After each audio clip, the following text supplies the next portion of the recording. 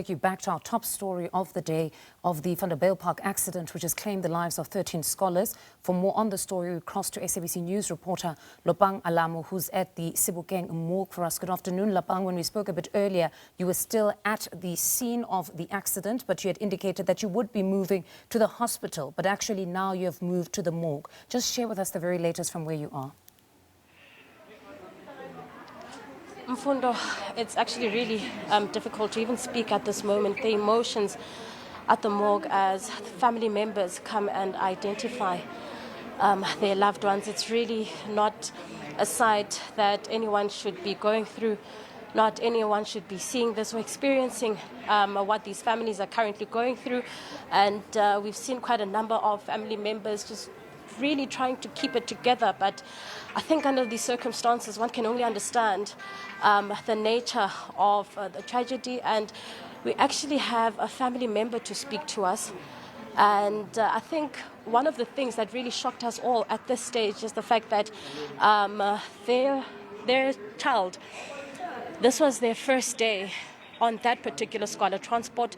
But let's speak to her now and get to understand what the family knows at this stage and how the family is currently taking it. Lisedi, thank you so much for your time. I'm so sorry, and our condolences. We spoke earlier and you mentioned that this was the first day that your relative was using this transport, and they were in grade 8. Yes. My name is Lisedi, and Bukamuso is my cousin. She is a bubbly person, you know. She was a bubbly person, and ke first day high school, and it's a grade 8, and ke first time I see transport ena, you know. Yeah, ona thabilo ya sekolo ka ntle re tla hlela ke tsietse re hletseng, so go tlile bohloko as family ha mkgobo re kopa fela ntate Njimabele go ne le sa motsebi transport driver, ne se motho le motsebang, and una itumetse I'm sure bokamoso hore o thoma letsatsi la hae la pele.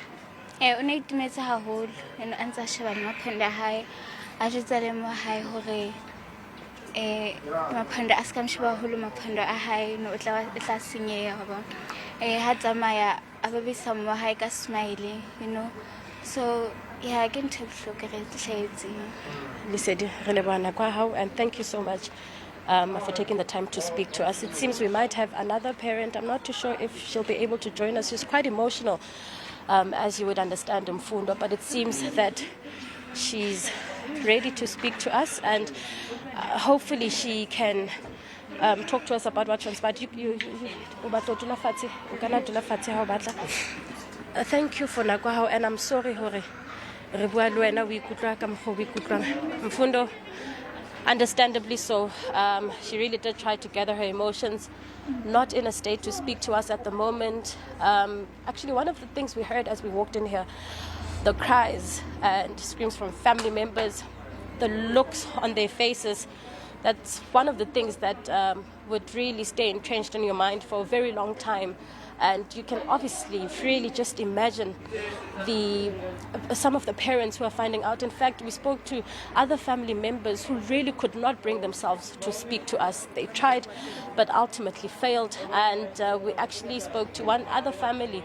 They were now taking their daughter, who's the mother of one of the deceased, to a hospital. Now, this because she could not take the news quite well. She was in a state of confusion, as you really would understand at this stage.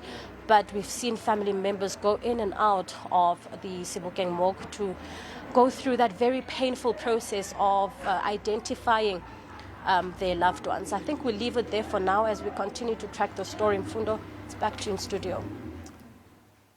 All right, thank you very much to our reporter there, Lopang Alamu, who's at the Sebokeng morgue. Of course, most of the family members, their parents, and also one relative speaking there, visibly distraught. And it is a difficult time for them, but also even for journalists, in as much as we stay on the job and you must act dispassionately and bring the story to audiences to just shed light. But as you can see, even there for our reporter, it's a bit difficult today because you do take on the pain of other people.